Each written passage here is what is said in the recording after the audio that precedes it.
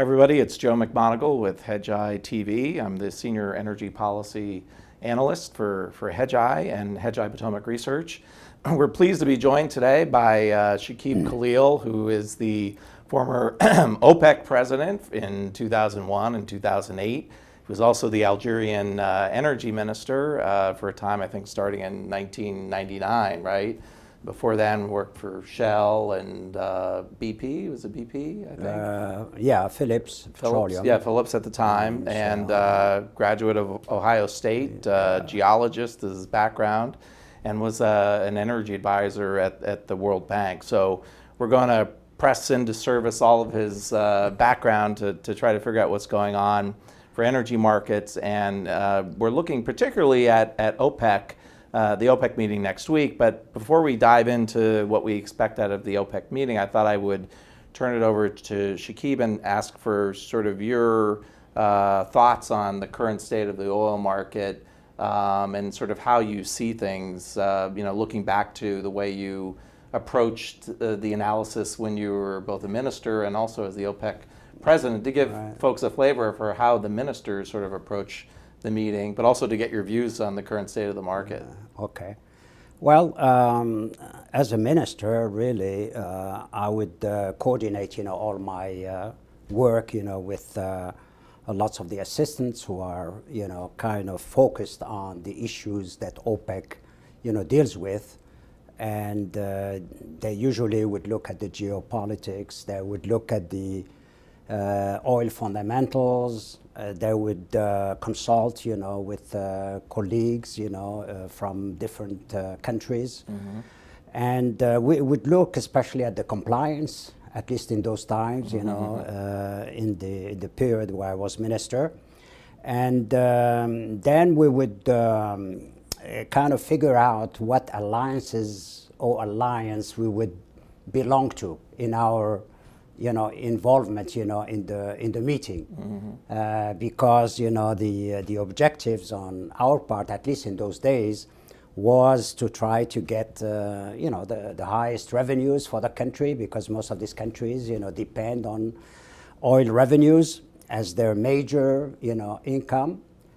So we would be focusing really on that and look at the alliances from other countries that would be looking at the same type of thing. Now, looking at the situation today, I think we are really in a very, very unusual, very complex, situation dominated by geopolitics.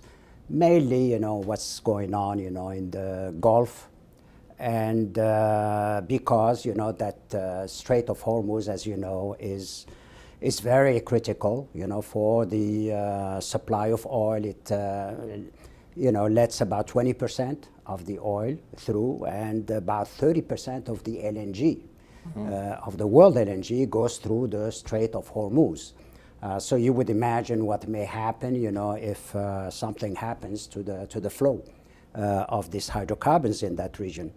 So it is the most important situation, geopolitics, but also you have other situations, like Venezuela, declining production, and then you have Libya, of course, with General Haftar, who is engaged in a conflict with the government, and although it's not really affecting a lot, the production. But already the sanctions applied to Iran have had some effect, since Iran's production has gone down by about 1.2 million barrels per day since the sanctions started biting. So it's a major situation, but at the same time, in a way, counterbalancing this risk, geopolitical risk, we have a trade war. Whether you're talking about China or you're talking about Europe, we have this trade war, and that is already affecting the world economy, directly or indirectly.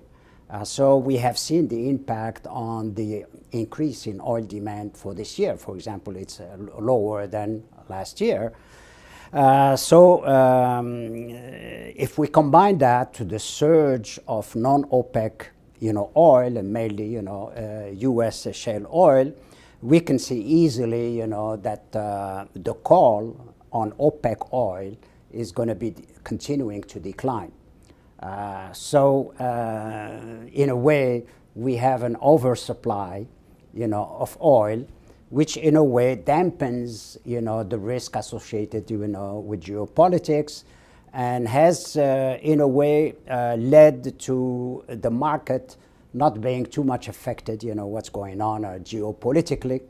Or you could say that the oil market has already integrated that possibly we are not going to have a strike or a war, in the region, because that's the only way you can explain it. But the weakness, I think, in the oil price is due to mainly to the oversupply, due to a lower demand, increase in demand in the world market, and a surge of, U.S. shale, which has basically taken care of all this increase in supply. On the demand side of it, do you really see demand being weak, or are the demand forecasts and the re-estimating of them downward by the different energy data agencies, that's based on sort of global economy forecasts and mainly the trade, U.S.-China trade issue. I mean, so I guess the question is demand really slowing, or are these forecasts based on the macro economy? Yeah. Well, I mean, what we know is that this year, the oil demand, or the increase in oil demand, has been much lower, than last year. Which means that I imagine that according to the global institutions, we are having a weakening economy, and many times the IMF has warned about the impact of this trade wars, because the world institutions, would like to see a free flow of goods and services throughout the world, because they know it will impact the world economy. But the forecast I've seen in terms of the demand for next year looks like it's, at least I've seen only one, because I don't think many have done some forecasts, is higher than what they've seen this year. So, I think it's based on what, they look at the main parameters. But personally, I don't think really that for next year we're going to see, a much larger increase in oil demand than this year. That's my personal view. Demand is very hard to forecast, and I mean, most of the time it's based on sort of the global macro factors. Right. But so your view is weakening demand and an oversupply, mainly due to non-OPEC. Yeah, right. And so, as Minister Al-Faleh said, in Russia, at least from the OPEC side, the rollover of the deal is in the bag. Yeah. And I guess the real question is it really in the bag even for OPEC when you have the situation with Iran? And we saw Iran be a little bit difficult in terms of actually even scheduling the meeting, although that was really Russia's fault in seeking a new date. But at the end of the day, Iran was the only one standing. There were others at the beginning, but they all acquiesced. Do you see Iran causing any trouble with the OPEC rollover in Vienna next week? Well, definitely Iran would like to see, higher prices, at least to compensate with the losses, in exports, and so forth. But it doesn't like too much that other producing countries take over or replace or compensate, their, in a way, lost production. I've had situations when I was president at that time, but usually you would have a discussion on it, but it's not really a subject that OPEC, would have to deal with, because it's really outside the bounds of OPEC, because OPEC deals with the interest, what is the interest, economic interest, of the various countries. So like they have done in the past, I mean, Saudi Arabia, which is the largest oil producing, who just, doesn't even listen, to, they could even, if they decide to increase oil production, that would even compensate, for the losses like they did in the past. As a matter of fact, with the United Arab Emirates, they have done it in the past. So I don't think Iran is the major issue. I think the major issue I see is mainly Russia, right, because Russia holds the card, and Saudi Arabia needs Russia for any decision that will make, because Saudi Arabia doesn't like really to see a loss in the market share, I think the that's world market. Yeah, I think it's a really good point. I was going to be my next question, focusing on Russia, because in the example of moving the meeting dates, when the Russians proposed it, the Saudis said yes, okay. It's almost anything Russia wants, the Saudis are okay with or an advocate for, and I think that's really because they view Russia's participation as being so critical to at least sentiment, in terms of the two of the biggest world's producers helping to get together to manage the oil market. So the participation, there's a symbolic value, I think, to it, even though Russia normally doesn't comply, or it takes them several months to comply. Now, I wrote a note last week that I thought it was that Russia had probably already committed, because Putin had announced this trip to. It was announced when Minister Al-Fala was in Moscow that they would do this. Putin would make this trip in October to Saudi Arabia, and I thought, my thinking was that probably wouldn't have been announced unless he had some kind of agreement that they would participate, at least in principle, to a rollover. But since then, even yesterday, we had Minister Novak say, "Well, we're not committed yet. We want to wait and see what happens at the G20," and President Putin and the Crown Prince are meeting, I think Thursday or Friday, at the G20 in Japan. So, Russia, I think at the end of the day, they're probably going to be supportive. Whether their compliance is there is another thing, but very interested in your views on not just this meeting, but Russia's role in the OPEC Plus group.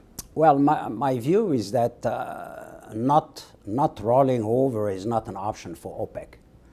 Because imagine if OPEC doesn't roll over, which means if Saudi Arabia puts, in the market, 800 or 900,000 barrels per day, and Saudi Arabia would like to see prices below 85, $90, because that's the price they need, to kind of balance the budget. So for Saudi Arabia, and of course for the other members of OPEC, they would like to see this rollover, because it will maintain at least the prices at a level, which is more acceptable than a lower level than 65.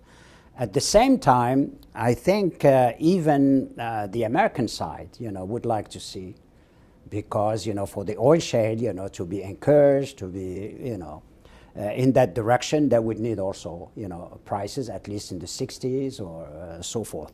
So Russia, I think, likes to politicize a lot of their commitments. So they would like to, in a way, make you feel that you really need. We had that experience in 2001, where they promised, 300,000 barrels cut, and they never, complied. They were expecting maybe some other things, in return. So for Putin, I think, I know that he said and declared that he doesn't like really to see high prices of oil. Maybe because of the pressure of the oil companies, in Russia, because these are finally, private oil companies. They are not really, maybe except for Rosneft, which is in a way led by, his former advisor, who has never been in favor of cuts. Anyway. Igor Sechin. Exactly.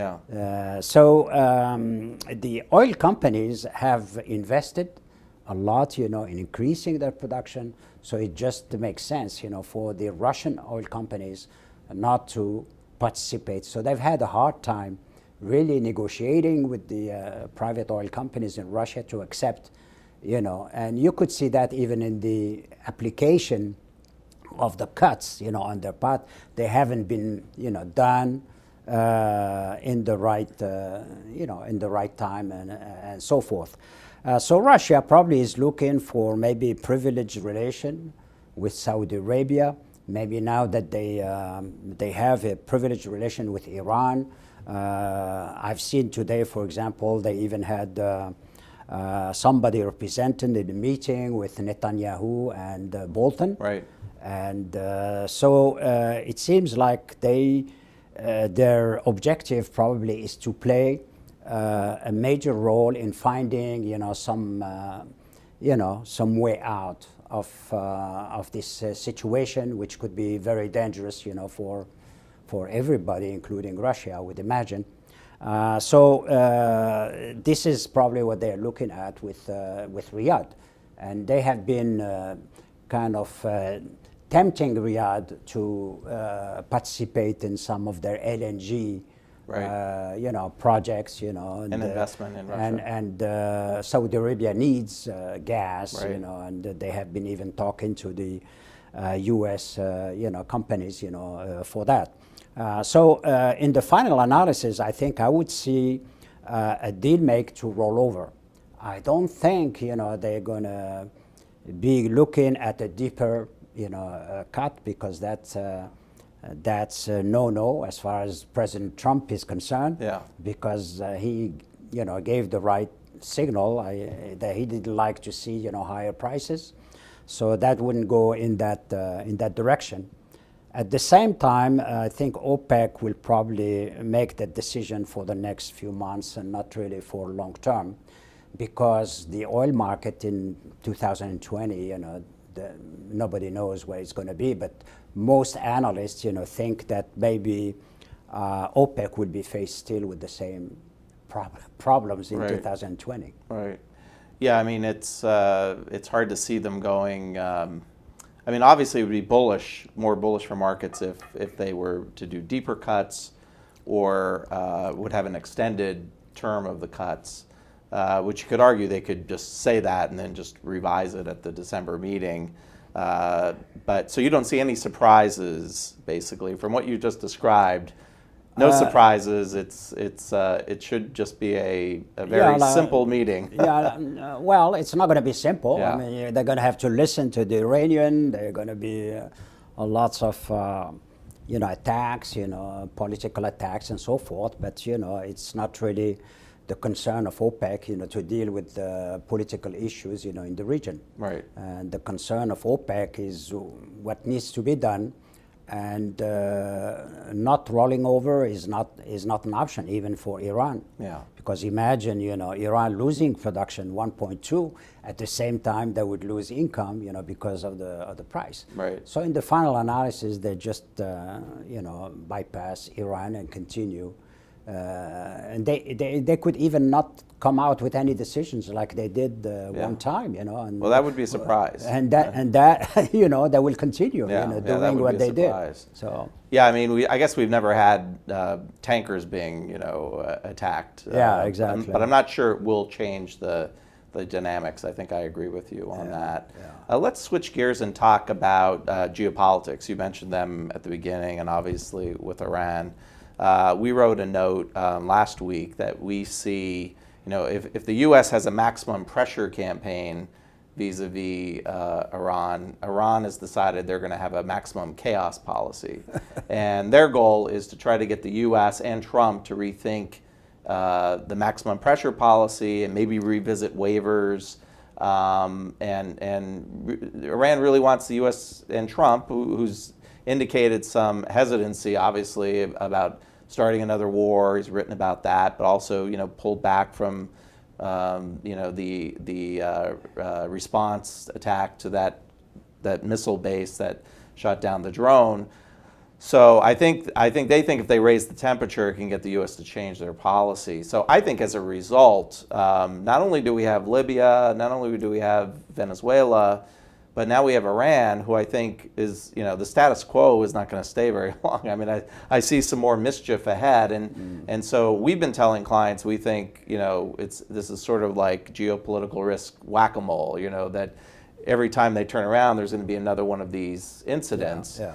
And the market is really focused on the macro trade narrative, which I totally get. But I think geopolitical risk is trying to be vying for attention too now. And really, one of these tanker attacks, you could have seen a major spike in oil prices in a previous era, but the market sort of shrugged it off. How do you view sort of the geopolitical risk currently, and how do you explain the sort of the displacent market response to it? Yeah. Well, like I said before, in terms of the world economy, I mean, this year we haven't been doing well. I think the increase in demand was much lower. And then we have the surge, in oil shale, 2 million barrels, additional. That covers, all of the increase in oil demand. And I think the same scenario could be foreseen for 2020, even if, the world economy improves. Yeah. It's not going to lead more than an increase in demand of 1.1 or 1.2 million barrels per day, which is about an increase over this year. But the surge in oil shale, is predicted to be probably of the same level. So that would help cover any, or dampen any political risk of a certain level, of course. I mean, we are not talking about closing of the Strait of Hormuz, because that could be, very, very extreme. It'll be hard to ignore. Yeah, right. At the same time, I think, what has been happening up to now is like a tick for tack, approach. I mean, if you look at what happened until now, you see decision of the U.S., to send troops, and it was in a way met by some actions, and then you had an increase in sanctions. So and then we had this drone, attack. But at the same time, I think Iran is using asymmetrical type of approach. So they use the Yemen, and now they are, the Yemenis, the Houthis are attacking, the major airports, in the southern part of Saudi Arabia. They have even managed to attack, some of the stations, pumping stations. Yeah. So how far would they go? Nobody knows. I mean, they have cruise missiles. Yeah. I mean, imagine that. And they have drones which could do damage to the Saudis. Yeah. Who knew the Houthis were so sophisticated? Yeah, I mean, Saudi Arabia has had problems with the Houthis before. Yeah, but now it's much worse. Now it's much worse. Yeah. And so you could have a major conflict, in southern Saudi Arabia. And we know that Saudi Arabia army is not as strong as the Houthi. They have more experience. They have, with the terrain, with the area. They could also, create problems in Iraq. I'm talking about Iran. Right. They could create problems in Syria, because, there are American troops in Iraq, there are American troops in Syria, and you could have also flare-up of the Hezbollah, in Lebanon. Right. So this is probably what they would be, using like a response, to the U.S. To kind of now, Iran is not North Korea. Right. North Korea has one leader. He decides everything and so forth. Yeah. In Iran, you have different levels, of and different center of powers. Some of them extreme, like the supreme leader, and you have, the head of government, who is, let's say, more moderate, and he was the one who kind of led this work on negotiations, and on the nuclear arms deal. So you're not really dealing with one, person that you can push to the negotiating table. So it's going to be very complicated, from that point of view. So the only way out I see is for the, like Russia is, close to Iran from the political point of view. They have worked with Iran in Syria. They have also good relations with Saudi Arabia.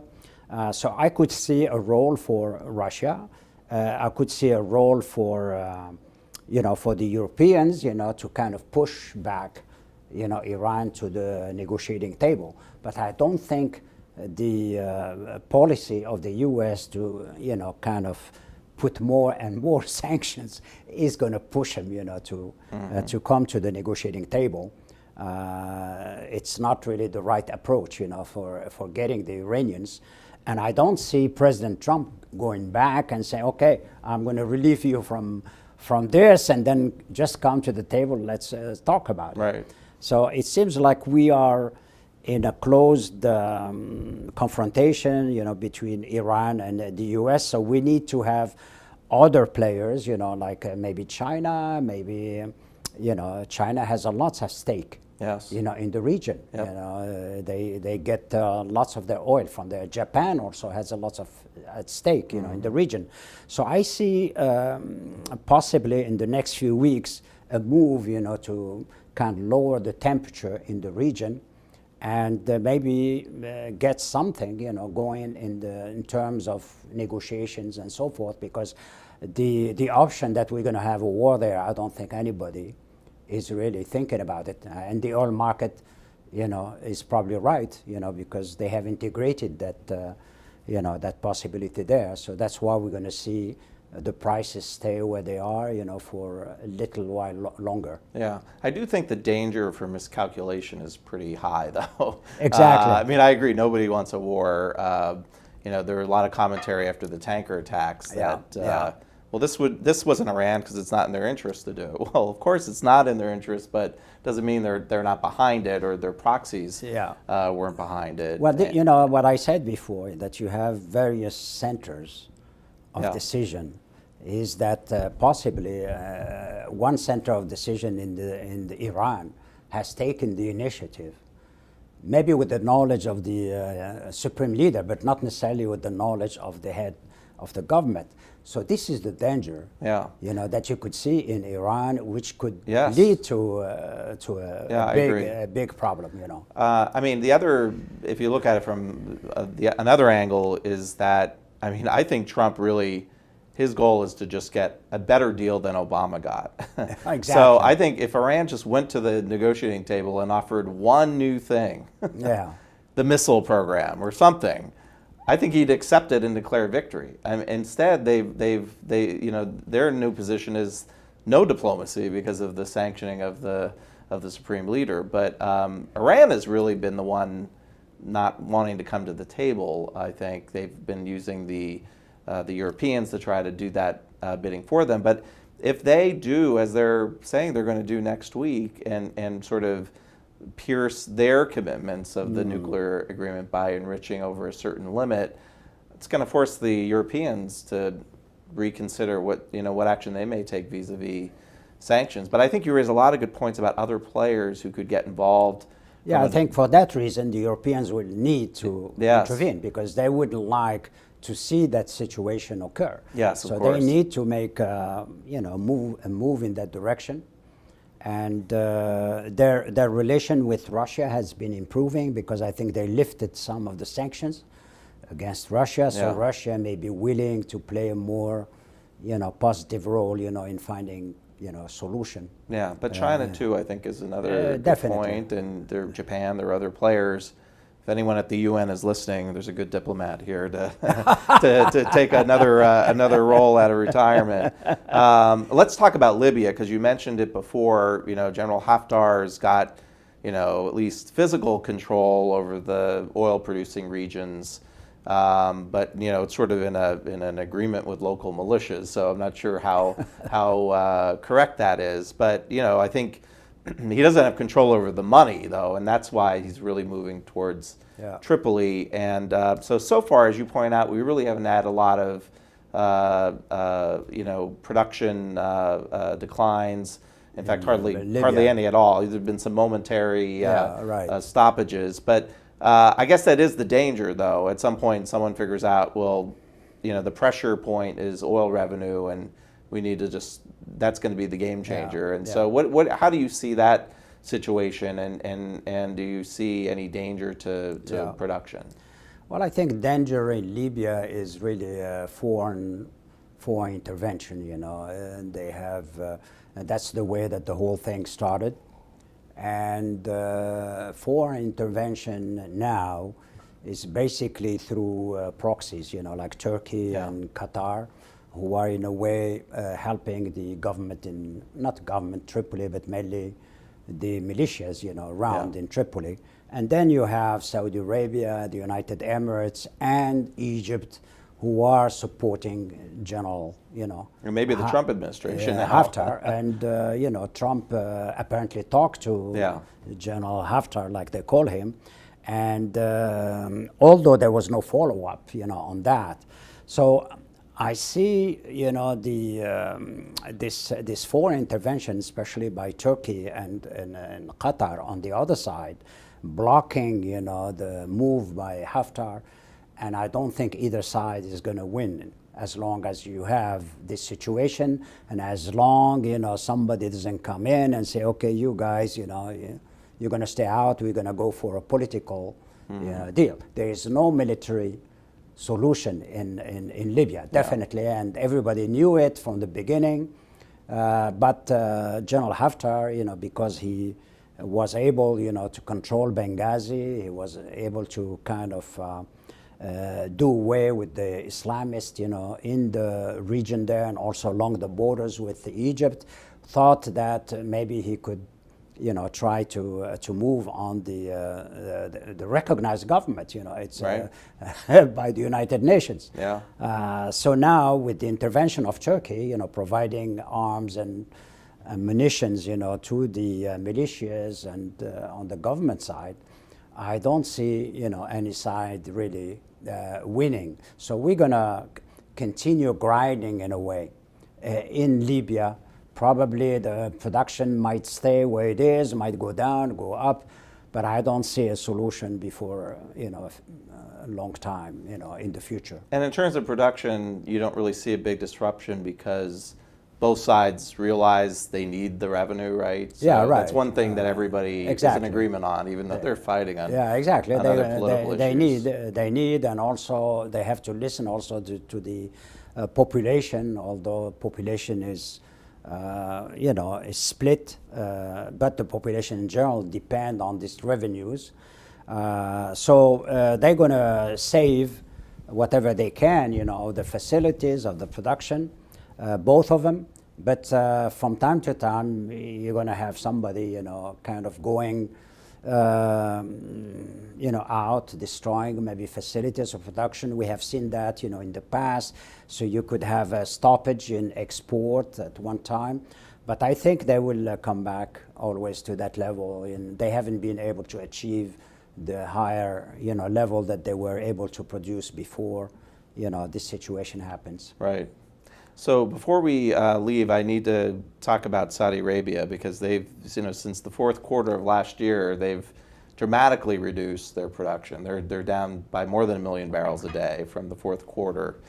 They're reducing their exports to the U.S., I think, mainly to try to affect the EIA data. But we're now, I think, in this stage now. It takes a couple months for those tankers to either arrive or not arrive. So I think we're about to see that start to happen just as refineries come back online in the U.S. So I think you could see, I think physical markets are pretty tight, but I think you could see, at least during the summer period, the high demand summer season, I think you could see them tight. I know refiners are worried about it here in the U.S. But looking at the Saudis and what they've been doing this year, what do you see there based on that backdrop of lower production and lower exports. What do you see the Saudi oil policy moving into the second half of 2019? Well, it's difficult, of course, I mean, to foresee how things, would evolve. We already talked about the fact that Saudi Arabia needs higher oil prices, and they are really constrained by their, I would say, sensitivity to Trump, friendship, to them, and Trump's friendship, to Saudi is very important because it keeps the leadership afloat. It keeps, without Trump's assistance, we would have seen, the Khashoggi situation get worse than what it is. It's now back again on the burner with the United Nations, commission talking about it again. So they're going to need, and especially MBS is going to need, Trump's help, in that situation. So although they would need higher prices, they're going to, in a way, please, Trump and do what they can, in that direction. So they can't do without, like I said, without a rollover, because without a rollover, we're going to have a worse situation in terms of prices. So they would need at least to cut or to continue the cuts that they have done until now, because they are the major contributor to this cut. So that's what I see it, and it could create problems still at that level of prices for Saudi Arabia, because MBS has started a very ambitious reform program in Saudi Arabia, which is just barely starting, with lots of reforms in the various areas. So he's going to need all what he can get, in terms of revenues to be able to achieve his 2030, plan, like he, planned it in the past. So in the next few months, I would see the rollover happening. I don't think, they're going to make more cuts than what they have to, in that period, the next 6 months, because of the constraints, they have with the U.S. president. And do you think if we get a trade deal, that would impact their thinking? If they're, I'm not expecting a trade deal at the G20, but yeah. There could be no more tariffs for the sort of a détente on tariffs, not necessarily a deal, but just no new tariffs. Are you talking about China? China, yeah. And but I mean, I do think, I'm not a trade guy here, but I do think it's in both the U.S. and China's interest to get a resolution to this before the end of the year. Otherwise, there is a danger, I think, to the global economy. And so, how does Saudi Arabia, how will they view that? Well, I think for the world economy, I think a trade deal would be very good. Open trade, is good for the economy, so it's going to be good for, the oil demand increase.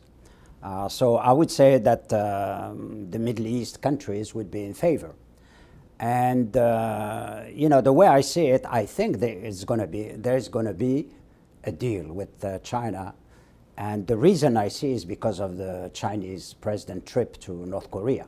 Why would he make a trip, to visit, North Korea about this time, if not to bring something to the table? Right, a sweetener. The sweetener for Trump. Yeah. Because Trump has been unable to get the guy, right, Kim Jong-un, to kind of respond.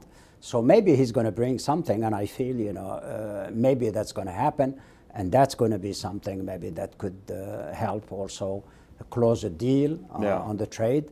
And I think that's going to be good, I think, for the world economy. And Saudi Arabia is going to look at it, favorably, because, it's going to increase the demand for oil, and also for China. Maybe China will help in also making sure we get some kind of solution, you know, to this problem with Iran. Yeah, I mean, certainly OPEC doesn't control demand, but they control Yeah. production, but they Yeah. don't have any levers vis-a-vis Yeah. demand. So, Yeah. in any event, Chakib, thank you very much You're for welcome. being with us. We really enjoyed your insights. No, you're welcome. As a former minister, we've sort of gone inside the meeting, how you approach it.